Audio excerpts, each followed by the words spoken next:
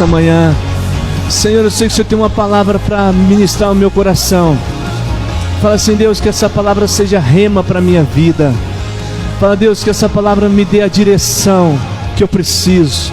Essa palavra venha ser cura.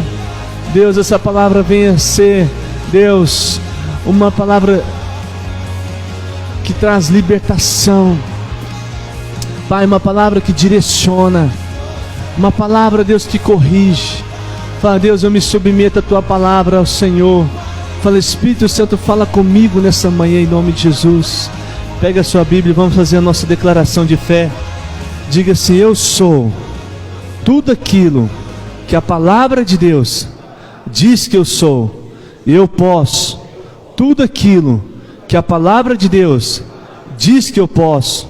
E eu tenho tudo aquilo que a palavra de Deus diz que eu tenho. Fala assim, o meu coração está aberto, a minha mente está alerta para receber a poderosa, viva e eficaz palavra de Deus. Fala assim, eu serei transformado de glória em glória. Amém. Pode se sentar em nome de Jesus. Queridos, quero compartilhar com você nessa manhã uma palavra.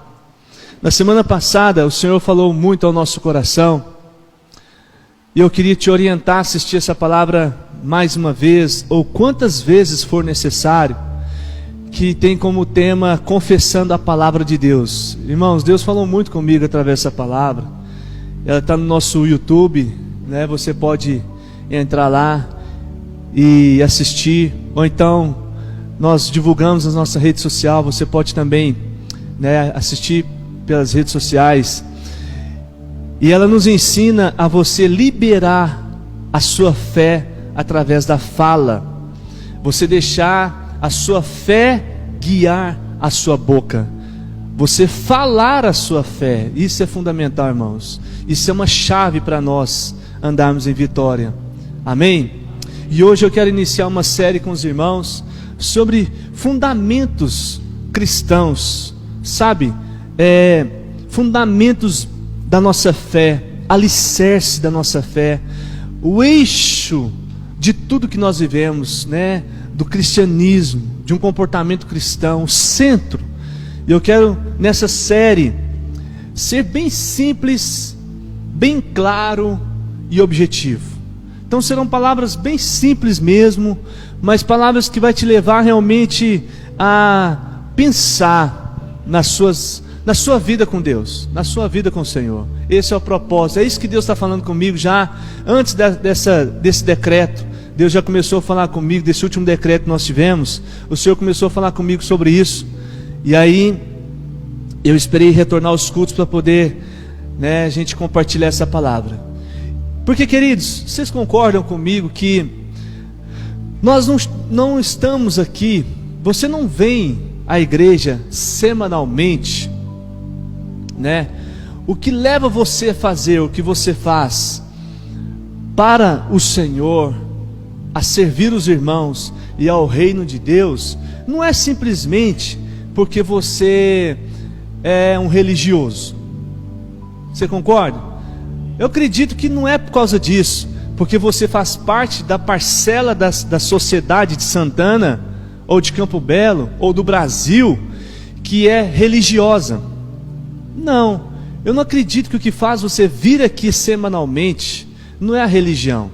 Eu creio que o que faz você vir aqui semanalmente, o que faz você fazer o que você faz para o Senhor e servir as pessoas e ao reino de Deus, é porque você teve um encontro pessoal com Jesus.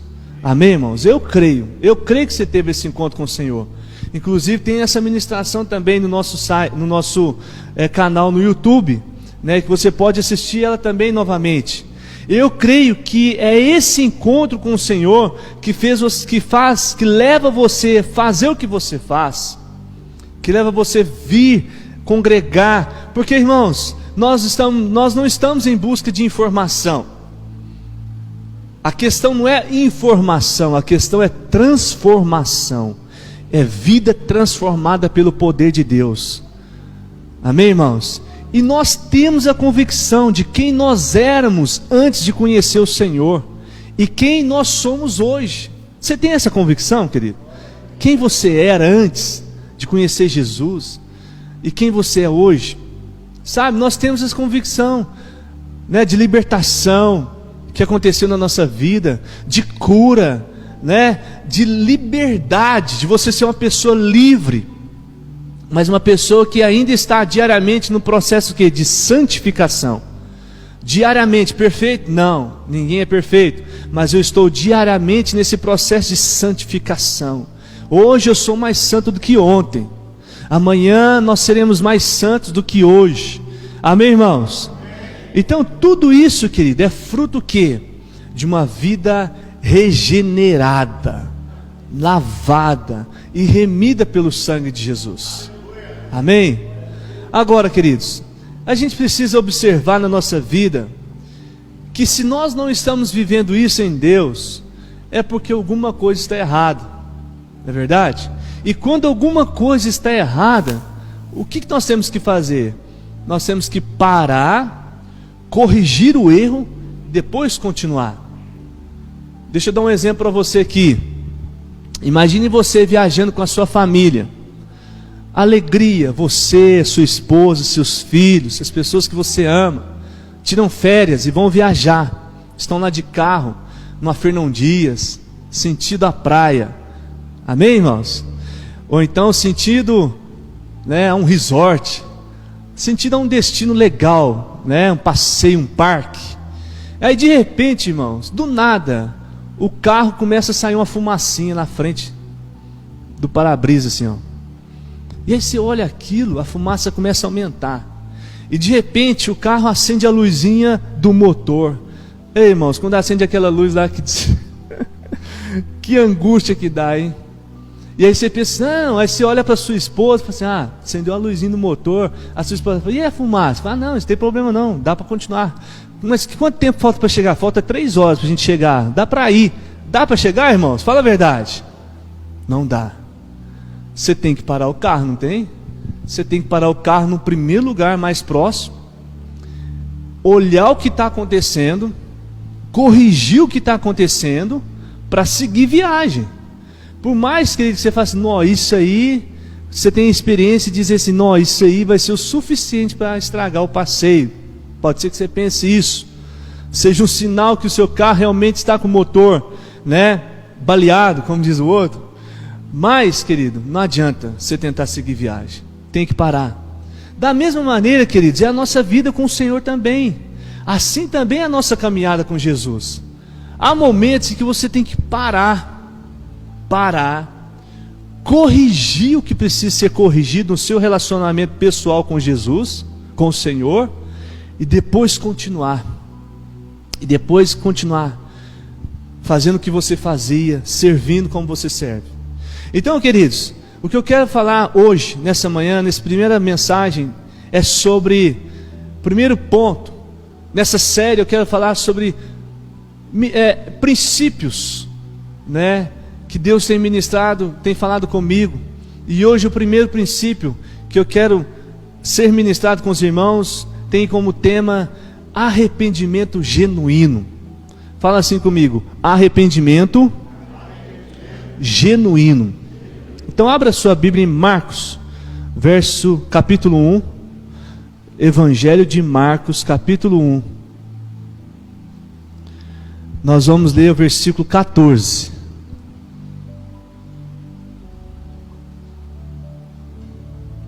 Marcos 1, 14.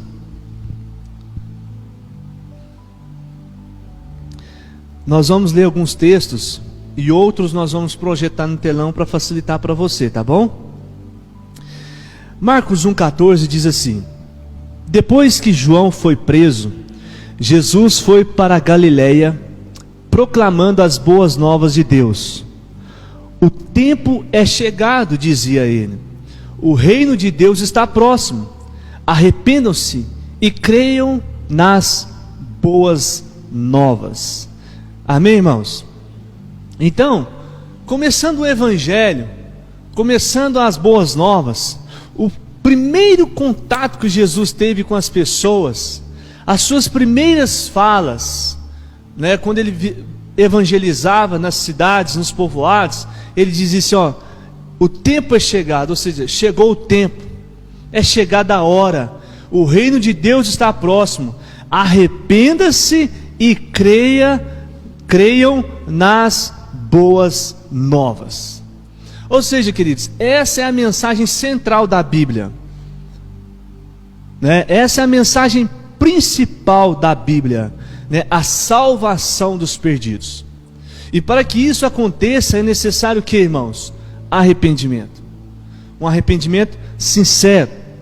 Nós vamos projetar para você, né, alguns textos aqui para você acompanhar o raciocínio comigo e você ver o tanto que o arrependimento é importante. Veja, em Mateus capítulo 3, verso 2, diz a palavra que João Batista pregou sobre arrependimento. Olha, diz o texto, nós vamos projetar no telão para você, diz assim que João Batista disse para as pessoas, arrependam-se, porque o reino dos céus está o que, irmãos? O reino dos céus está próximo. Depois, os discípulos em Marcos 6,12 também pregaram sobre arrependimento. Eles disseram, eles saíram, diz o texto, e pregaram ao povo que se arrependesse. Jesus também pregou arrependimento. Em Lucas 13,3 ele disse, se não se arrependerem, todos vocês também, o que, irmãos? Perecerão, morrerão. Em Atos 2,38, Pedro também pregou sobre arrependimento. Pedro disse, arrependam-se e cada um de vocês seja batizado em nome de Jesus Cristo para perdão dos seus pecados e receberão o dom do Espírito Santo. Pedro disse que para perdoar, para que seus pecados fossem perdoados, era necessário arrependimento. Depois ele diz no Atos 3,19, arrependam-se pois e voltem-se para Deus, para que seus pecados sejam o quê? Cancelados. Através do arrependimento nós recebemos perdão de pecados e o pecado é cancelado.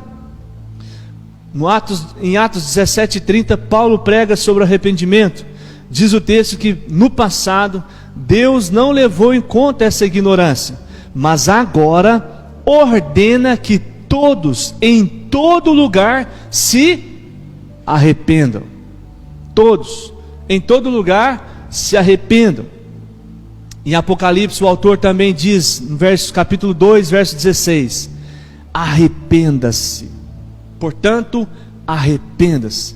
Ou seja, é uma mensagem clara na Bíblia. Você viu aqui em vários capítulos, vários livros, né? Essa mensagem, arrependimento.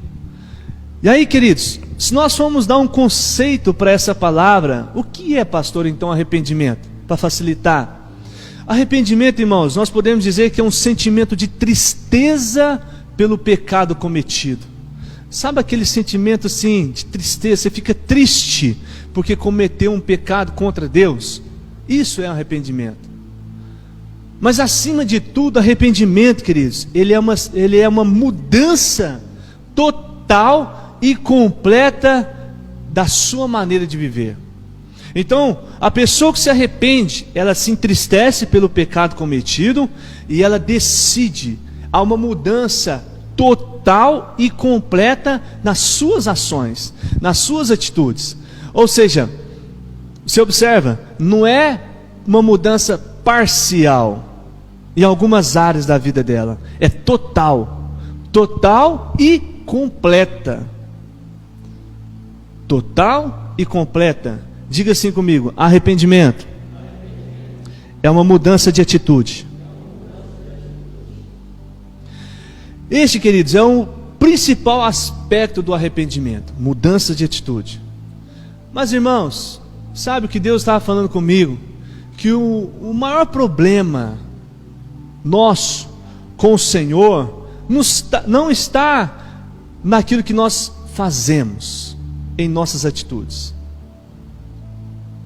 O maior problema que nós temos com Deus é uma atitude interior de independência e rebelião contra Deus. Esse é o grande problema do ser humano. Esse é o grande problema das pessoas. A verdade é que todos os nossos atos são decorrentes de uma atitude interior, uma disposição dentro da pessoa em relação a Deus. Tudo que ela faz, né, tudo que você faz, né, vem de uma disposição no seu interior. E aí vem aquele pensamento, se aquilo agrada ou não ao Senhor. Então, queridos, quando a minha atitude é de independência, quando eu falo assim, eu sou o dono do meu nariz, eu faço o que eu acho que deve ser feito, eu faço o que eu quero. Quando a pessoa dentro dela, ela já tem essa disposição, essa atitude interior, antes de executar, dentro dela já tem aquele pensamento assim, eu faço o que eu quiser fazer, eu faço o que eu acho que tem que ser feito, eu sou o dono do meu nariz. A tendência, queridos, é que no decorrer do dia, no decorrer da semana, né, as suas atitudes, obviamente, serão contra a vontade do Senhor. Ela já tomou uma decisão dentro dela, antes de agir, já existia dentro dela uma atitude de independência. O resultado são atitudes e escolhas que não vão agradar a Deus. Quantos estão entendendo? Deixa eu dar um exemplo para você. Abra sua Bíblia lá em 1 Samuel, capítulo 15. Vou falar para você de Saul. 1 Samuel, capítulo 15. Nós vamos ler o verso 2. Você vai entender, você deve conhecer essa história. Diz a história. Samuel, quem achou, diga amém. Não acharam? Quem não achou, diga misericórdia. Vamos participar do culto, irmão? Tá frio aí, tá de máscara, mas me ajude a pregar. Amém, irmãos? 1 Samuel 15, 2 diz: assim diz o Senhor dos Exércitos: castigarei os amalequitas pelo que fizeram a Israel, atacando quando saíam do Egito. Agora vão, ataquem os amalequitas e consagrem ao Senhor para destruição tudo que lhes pertence. Não os poupem, matem homens, mulheres, crianças, recém-nascidos, bois, ovelhas, camelos e jumentos. Olha para mim, por favor.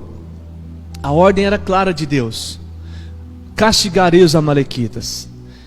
Então, haveria um confronto do povo de Deus contra os amalequitas. Quem era o rei, cabeça naquela época? Saul. A ordem vinha direta para Saul: Saul, destrói tudo, não poupa ninguém, porque eles destruíram o meu povo, eles guerrearam contra o meu povo. Então é para você destruir todo mundo, não é para poupar ninguém. E o que Saul fez? Vamos para o verso 9. Sua Bíblia está aberta? 1 Samuel 15, 9. Mas Saul e o exército pouparam Agag e o melhor das ovelhas e dos bois, e os bezerros gordos e os cordeiros. Pouparam tudo que era bom, mas a tudo que era desprezível e inútil destruíram por completo. Olha só, irmãos, olha para mim, claramente uma atitude de rebelião, de independência. Deus dá ordem clara: destrói tudo. Saul vai lá e poupa Agag e o que era bom, os bois, as ovelhas, o gado bom, ele poupou. Aquilo que não prestava, ele destruiu. E aquilo que prestava, servia, algumas coisas materiais, ele poupou. Irmãos, Deus, que era a vontade do Senhor ele poupar algumas coisas? Não, era para ele destruir tudo. Deus falou: destrói tudo. Saul vence a batalha, mas desobedece uma palavra de Deus. O que isso revela, queridos? revela que dentro de Saul existia uma atitude interior de independência e rebelião contra Deus. Isso levou ele a poupar o que prestava no confronto. Atitude de independência e rebelião contra o Senhor. Você já ouviu falar que a rebelião, o pecado de rebelião é como o pecado de feitiçaria? Você já perguntou por quê, ou já tentou saber por quê? Por que será que o pecado de rebelião é considerado um pecado de feitiçaria? Tem muita gente diante de Deus sendo reconhecido como feiticeiro e nem pratica feitiçaria. Sabe por quê? Porque a rebelião, a rebeldia, ela desvia as pessoas de Deus. Ela desvia as pessoas de Deus. E o feiticeiro, quando ele pratica feitiçaria, quando ele procura outros espíritos, ele está o quê? Rejeitando Deus. Ele fala assim, não, ele sabe que existe um Deus. Não quero a ajuda desse Deus não, quero outros espíritos. Não é assim que ele faz? E aí ele convoca outros espíritos. Então ele está o quê? Rejeitando esse Deus. Por isso ele é um feiticeiro. E por isso que muitos rebeldes, na verdade não é muitos rebeldes, por isso que o pecado de rebeldia contra Deus é semelhante ao pecado de feitiçaria. Porque na prática a pessoa está rejeitando Deus quando ela desobedece os mandamentos do Senhor. Talvez ela fale assim, não pastor, não rejeito Deus não, Deus está aqui no meu coração, né? Deus está comigo, eu sinto o Senhor todo dia lá em casa, eu sinto o Senhor nas minhas orações. Querido, se você rejeita os mandamentos do Senhor, não tem como Deus estar com você, não tem como. Então a pessoa rejeita os mandamentos, como? Desobedecendo. A maneira de Deus entender que você o deseja, que você quer ter um relacionamento com Ele, é quando você obedece os mandamentos dEle. Quantos estão entendendo? Diga amém. Olha o que diz o verso 23 de 1 Samuel 15 ainda. Diz assim, pois a rebeldia é como o pecado de feitiçaria, e a arrogância como o mal da idolatria. Assim como você rejeitou a palavra do Senhor, ele o rejeitou como rei. Aqui veio o resultado para Saul. Ele rejeitou o mandamento de Deus, e Deus o rejeitou como rei. Todos nós, queridos, devemos obediência a Deus. Entenda isso. Todos nós devemos obediência a Deus, porque Ele sabe o que é melhor para nós. Ele nos criou. Amém, irmãos? E quando nós desobedecemos a Deus, sabendo que o que nós estamos fazendo não agrada ao Senhor, é errado contra o Senhor, é contra o mandamento de Deus, nós estamos rejeitando o Senhor. Você está em rebelião contra Deus. Essa pessoa está rejeitando a autoridade de Deus na vida dela. Isso é rebelião, queridos. Você rejeitar a autoridade de uma pessoa na sua vida. Um filho rebelde, ele rejeita os ensinamentos do pai. O pai fala as coisas, ele não faz. Uma criança rebelde, ela rejeita os mandamentos, a autoridade sobre a vida dela. Você já viu que a característica de uma criança rebelde, ela é rebelde dentro de casa, ela é rebelde na escola, ela é rebelde onde vai? No serviço. Ela não aceita nenhuma figura de autoridade na vida dela. Quem se posiciona como autoridade, e todo lugar tem leis, no trabalho tem leis, tem horário para chegar, horário para sair, horário do café, horário do almoço, não é isso, irmãos? E aí ela quebra leis, não pode mexer no celular, porque isso dentro dela já é uma atitude de rebeldia. Então precisa ser tratado, é um pecado de rebeldia. Então, você se recusar a obedecer uma autoridade é uma rebeldia. O rebelde, ele tem um compromisso de obedecer essa autoridade, mas ele decide lá dentro dele desobedecer. dentro dele decide uma atitude no seu interior de desobedecer. E você lendo essa história, depois você pode ler na sua casa mais uma vez, para você ser alimentado por isso. Eu quero te encorajar muito, irmão, sabe, a ler a Bíblia na sua casa. Nós estamos no meio de uma pandemia, então a gente não pode ficar fazendo muito evento, mas não leia a Bíblia só quando tem culto, não, né? Ouça essa palavra mais uma vez, leia a Bíblia, tenha um hábito diário, né, de estudar, aprender e se alimentar. Você vai ver que o profeta Samuel, ele confronta Saul. Ele chega para Saul e fala: mas por que você fez isso? O que aconteceu? Deus te deu uma palavra, foi claro com você, destrói tudo, não poupa ninguém, não poupa nada. Aí Saul, queridos, ele se defende, ele se argumenta, ele tem a coragem de achar que ele estava certo. Misericórdia. Ele chega e fala: mas eu protegi, sabe, os melhores bois, os gados, os melhores, para a gente poder fazer sacrifício para Deus depois. Olha que cara, Deus não quer esse sacrifício não, meu filho, Deus quer obediência. Você não está entendendo não? Deus quer obediência. Saul achava, queridos, dentro dele que ele estava certo. Quantas e quantas pessoas acham que estão corretas diante de Deus? Mas o que tem a ver, pastor? O que eu estou fazendo? Não tem problema não. Isso aí é uma coisa tão insignificante. Ah, pastor, isso aí, que isso? O senhor está sendo muito radical. Que isso? A igreja é muito radical, o pastor é muito radical. Eu não vou na igreja não, que não sei o que. Ah, não tem nada a ver, não tem problema nenhum isso. Mas estão em completa rebeldia diante do Senhor. Deus os vê como rebeldes. Por quê? Porque rejeita o mandamento do Senhor, porque suas atitudes são de desobediência aos mandamentos de Deus. Quantos estão entendendo? Digam amém.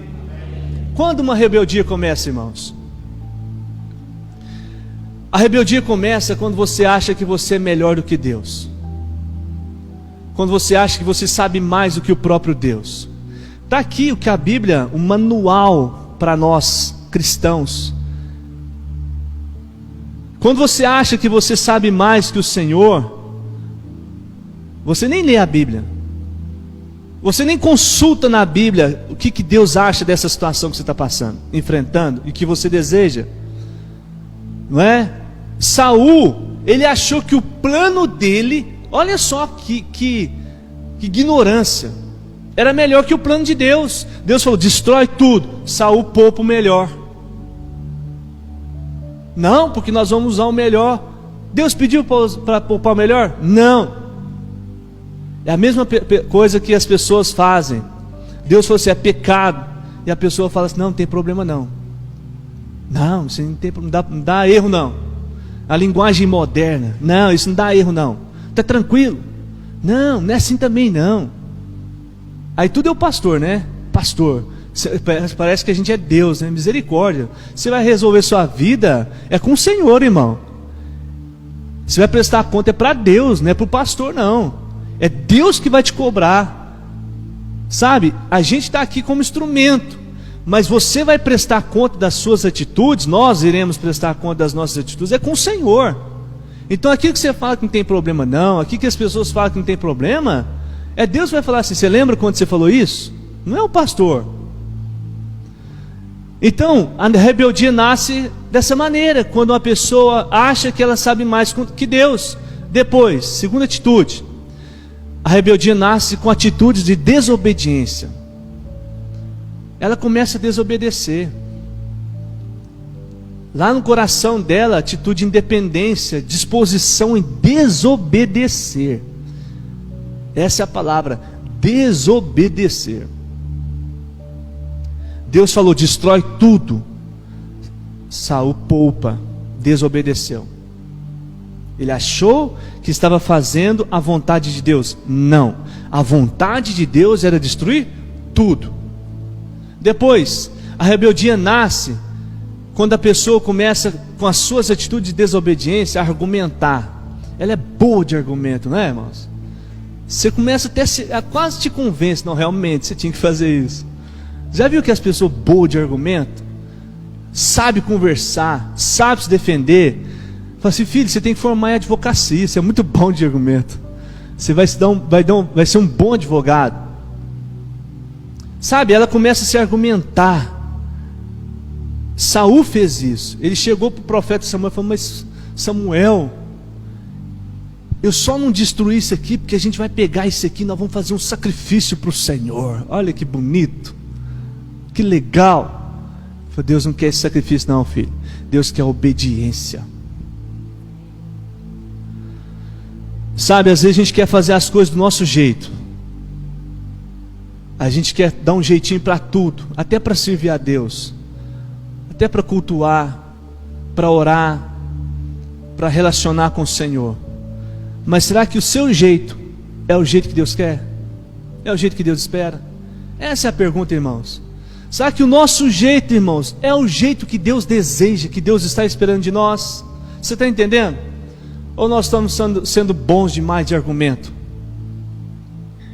Sabe, queridos, nós estamos rodeados, essa é a grande dificuldade. Nós estamos rodeados de um conceito mundano e de conceitos religiosos. É muita informação, rede social, internet, televisão, é muita coisa. E inclusive essa semana, esse mês na verdade, né? É um mês que nós deveríamos ter tido uma atitude drástica de não ligar a televisão, de não assistir redes sociais, nada, porque a campanha em cima a campanha forte em cima do grupo, né, dessa ideia do LGBTQIA+, tá fortíssima. Hoje uma propaganda de sabonete, que é uma propaganda comum, aparece um homem tomando banho com outro homem, aparece um homem dando banho em outro homem, uma mulher, sabe, uma propaganda de pasta de dente, que não tem nada a ver, aparece um homem, né, segurando um casal, dois homens simulando um casal, uma criança, escovando o dente da criança. Então são tantas coisas, até no futebol, os times tiveram que vestir essa camisa, das cores. Então, queridos, aí nós somos bombardeados por essa mensagem. Quando eu falo para nós desligarmos a televisão, é porque eu e você estamos com a nossa mente resolvida, queridos, mas os nossos filhos não estão. Vocês concordam? A Valentina vê aquilo e ela fica preocupada, fala: papai, ela sai daquele homem, por quê? Irmãos, é a coisa mais ridícula do mundo, um homem de perna cabeluda com saia. Você viu essa propaganda? Alguém viu? Misericórdia. Não tem nada a ver, mas está gerando uma confusão na mente das crianças, dos nossos filhos, né? Uma empresa de hambúrgueres, de lanches, conceituada, conhecida no Brasil inteiro, no mundo inteiro, defendendo a ideia, e os nossos filhos lá assim, ó, vidrados, prestando muita atenção e recebendo aquela mensagem. Nós temos que acordar a igreja. Jesus está voltando. Eu estava falando para uma pessoa essa semana que Jesus, essas coisas todas vão acontecer. E quando as pessoas falam assim: não, já era, já acabou, não tem mais jeito, não tem mais solução. Quando as pessoas falam assim: acabou mesmo, já era, é que Jesus vem e restaura a igreja e salva a igreja. É quando o mundo entrar em totalmente descrédito. Mas eu creio, irmãos, que vai haver um grande avivamento em nome de Jesus. Então nós somos bombardeados por esse conceito mundano e conceitos religiosos. Mas, queridos, esses conceitos não definem exatamente o nosso problema com Deus. E o nosso problema com Deus tem nome: fruto de independência e rebelião contra o Senhor. Então nós vamos mudar, queridos, de atitude, de independência para uma atitude de dependência e submissão ao Senhor. E aí as nossas atitudes no dia a dia mudarão. Eu preciso gerar essa mudança dentro de mim, de independência para dependência e submissão, me submeter ao Senhor.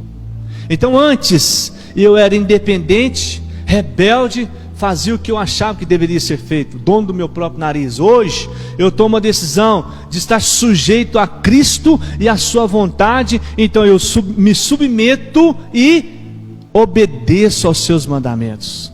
Estou na dependência do Senhor. Eu quero caminhar para o final dizendo para você que arrependimento é mudança de reino. Arrependimento é mudança de reino. Abra sua Bíblia em Colossenses, capítulo 1.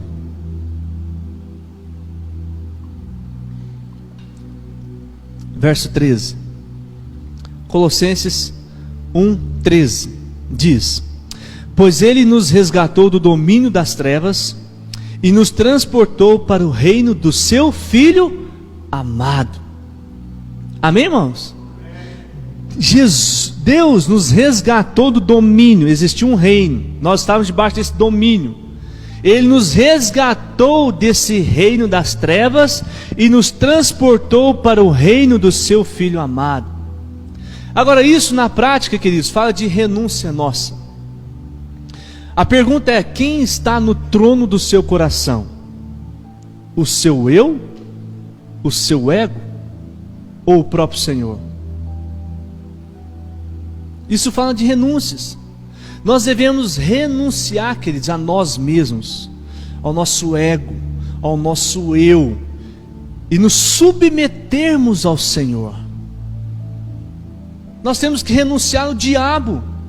Fala, o que, pastor? Como assim? É renunciar ao diabo e às suas ofertas, aos seus manjares, e nos entregar completamente a Jesus e servi-lo, servir ao Senhor.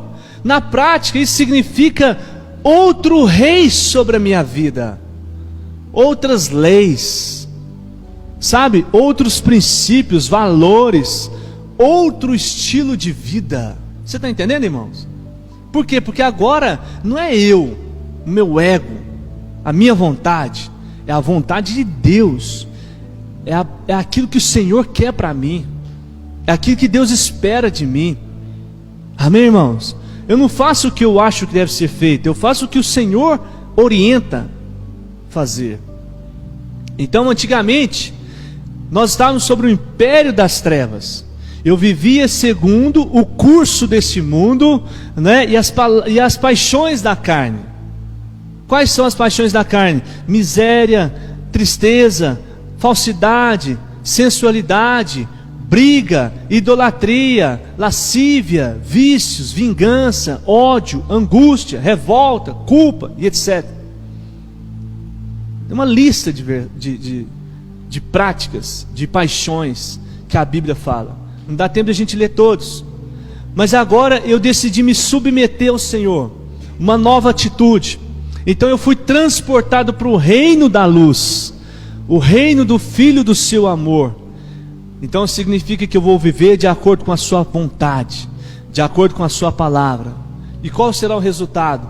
Paz interior, prosperidade, liberdade, amor, perdão, amizade, pureza, alegria e uma série de resultados.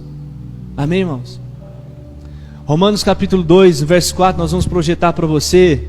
Romanos 2, 4 diz assim: ou será que você despreza as riquezas da sua bondade, tolerância e paciência, não reconhecendo que a bondade de Deus o leva o que, irmãos? Ao arrependimento. Deus poderia muito bem, irmãos, destruir, consumir tudo, sabe, e já resgatar a igreja dele, pronto, acabava com isso tudo. Mas não, há uma paciência da parte de Deus, há uma tolerância da parte do Senhor. Diz a palavra que Ele não quer que ninguém se perca. Mas você não pode confundir paciência, tolerância, bondade de Deus e não reconhecer que o propósito dele é que você se arrependa. O propósito dele é que você corrija, que você, isso tudo é para te levar ao arrependimento. Amém, irmãos? Arrependimento te leva a não ter mais prazer no pecado. Vamos ler 2 Coríntios 7, no verso 8 e 9. 2 Coríntios 7, verso 8 e 9, diz assim: mesmo que a minha carta lhes tenha causado tristeza, não me arrependo. É verdade que a princípio me arrependi, pois percebi que a minha carta os entristeceu, ainda que por pouco tempo. Agora, porém, me alegro, não porque vocês foram entristecidos, mas porque a tristeza os levou ao arrependimento, pois vocês se entristeceram como Deus desejava, e de forma alguma foram prejudicados por nossa causa. A tristeza, segundo Deus, produz o que, irmãos? Arrependimento que leva à salvação, e não remorso. Mas a tristeza, segundo o mundo, produz o que, irmãos? Morte. Já estou encerrando. Veja, queridos, há uma grande diferença entre arrependimento e remorso. A tristeza, segundo o Senhor, produz arrependimento. O que é um arrependimento? É fruto de uma tristeza pelo pecado cometido. E o que é um remorso, pastor? O remorso é medo das consequências desse pecado. Tem muita gente com remorso achando que está arrependido. Não está. Na verdade, já está com medo. Com medo da consequência. Com medo do problema que vai vir. Com medo do resultado do erro cometido. O Senhor quer nos levar ao arrependimento sincero, irmãos. Amém? E não remorso. Deus quer te levar a você sentir a tristeza segundo Ele. Tristeza pelo pecado. Em Mateus 3,8 fala assim: deem fruto que mostre arrependimento. Você se arrependeu? Amém, glória a Deus. Eu não quero julgar ninguém. Quais são os frutos de arrependimento? Houve mudança de atitude? Mateus 3,8. Houve mudança de atitude? Então mostre os frutos de arrependimento. Uma pessoa genuinamente arrependida, ela não tem mais prazer no pecado. Ela não tem mais prazer naquele pecado que ela praticava antes. Por quê? Porque a sua natureza foi mudada. Ela mudou a sua natureza. Quando vier o pecado, se ela vier a pecar, o seu coração não tem mais prazer. Pelo contrário, há uma tristeza gerada segundo o Senhor. Sabe, queridos, a pessoa ela se enche dessa tristeza segundo Deus, e a vontade imediata dela é de vencer esse pecado. Eu não quero mais fazer isso. Eu não quero mais aceitar isso. Eu não aceito mais isso. Eu vou vencer esses sentimentos. Quantos estão entendendo?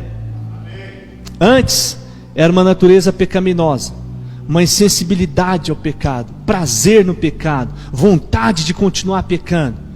Mas depois que ela entendeu, se submeteu ao Senhor, há uma vontade de vencer o pecado, há um desejo de mudança, há uma tristeza segundo Deus, uma sensibilidade segundo o Senhor, e uma natureza recriada, regenerada. Eu pergunto para você: será que existe alguma área na sua vida em que ainda não houve um arrependimento completo? Se coloque de pé no seu lugar em nome de Jesus. Será, queridos, que há alguma área na sua vida que você percebe que ainda não houve um arrependimento genuíno? Eu quero ler com você 3 versículos, não precisa abrir a Bíblia não, nós vamos projetar. Fala assim, Lucas 5,32: eu não vim chamar justos, mas pecadores ao arrependimento. Lucas 15,7, Jesus diz: eu lhes digo que, da mesma forma, haverá mais alegria no céu por um pecador que se arrepende, do que por 99 justos que não precisam arrepender-se. Você está entendendo, querido? 2 Pedro capítulo 3, verso 9 diz: o Senhor não demora em cumprir a sua promessa, como julgam alguns. Pelo contrário, Ele é paciente com vocês, não querendo que ninguém pereça, mas que todos cheguem ao arrependimento. Amém? Feche seus olhos, em nome de Jesus. Nós vamos ouvir uma canção.